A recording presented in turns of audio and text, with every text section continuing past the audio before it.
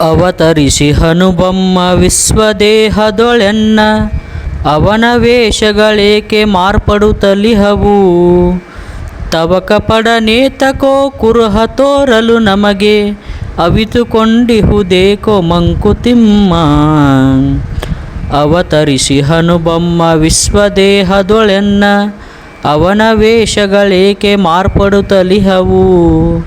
ತವಕ ಪಡನೇತಕೋ ಕುರುಹ ತೋರಲು ನಮಗೆ ಅವಿತುಕೊಂಡಿಹುದೇಕೋ ಮಂಕುತಿಮ್ಮ. ಆತ್ಮೀಯರೇ, ಈ ಕಗ್ಗದ ಭಾವಾರ್ಥ ಹೀಗಿದೆ. ಬ್ರಹ್ಮ ಇಡೀ ವಿಶ್ವವೆಂಬ ದೇಹದಲ್ಲಿ ಅವತರಿಸಿದ್ದಾನೆ ಎನ್ನುವುದಾದರೆ ಅವನ ವೇಷಗಳು ಏಕೆ ಸದಾಕಾಲ ಬದಲಾಗುತ್ತಿವೆ? ತಾನು ಯಾರು ಎಂಬುದರ ಗುರುತನ್ನು ನಮಗೆ ತೋರಲು ಅವನೇಕೆ ಆತುರ ತೋರುತ್ತಿಲ್ಲ?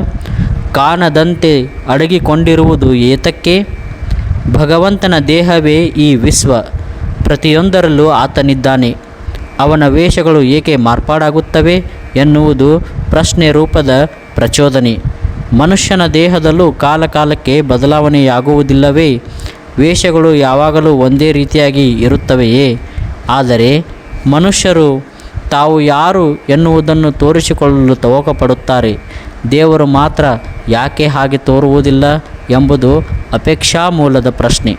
ಭಗವಂತ ಹೇಗಿದ್ದಾನೆ ಎನ್ನುವುದನ್ನು ಶ್ವೇತಾಶ್ವತರ ಉಪನಿಷತ್ತು ಅತ್ಯಂತ ಸಂಗ್ರಹವಾಗಿ ಅದ್ಭುತವಾಗಿ ಹೇಳುತ್ತದೆ. ಏಕೋ ದೇವಃ ಸರ್ವಭೂತೇಷು ಗೂಢಃ ಸರ್ವವ್ಯಾಪಿ ಸರ್ವಭೂತಾಂತರಾತ್ಮ ಕರ್ಮಾಧ್ಯಕ್ಷಃ ಸರ್ವಭೂತಾದಿವಾಸಃ ಸಾಕ್ಷಿ ಚೇತ ಕೇವಲೋ ನಿರ್ಗುಣಶ್ಚಃ.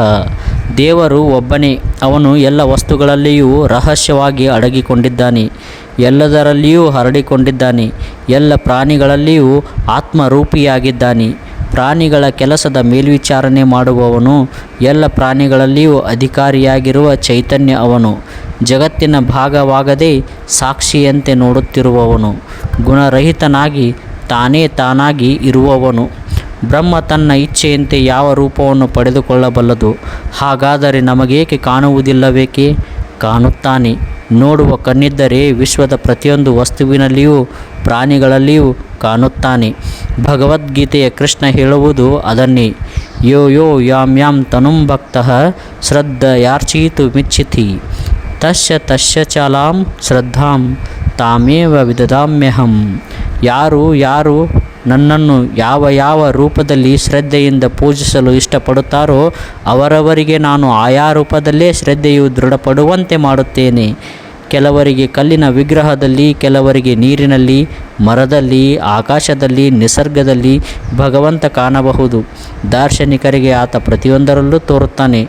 ಅದಕ್ಕೆ ಅಂತರಂಗದ ಕಣ್ಣು ಬೇಕು ಎನ್ನುತ್ತಾರೆ ಡಿ.ವಿ.ಜಿಯವರು. ಧನ್ಯವಾದಗಳು.